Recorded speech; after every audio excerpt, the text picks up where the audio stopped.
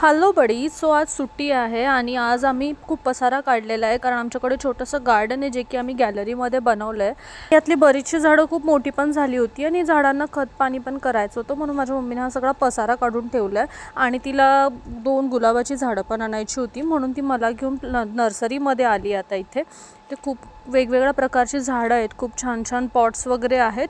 आणि मला इथे मस्त गणपती बाप्पा दिसला झाडांमध्ये सजावून ठेवलेला. आणि इथे परत आम्हाला इंडोर प्लांट्स पण दिसले आणि आम्हाला घ्यायचं होतं एक इंडोर प्लांट. आणि हे इंडोर प्लांट मला खूप आवडलं म्हणून आम्ही ते घेतलं आणि त्याच्यासाठी आम्ही प्रॉपर छान अशी कुंडी बघत होतो.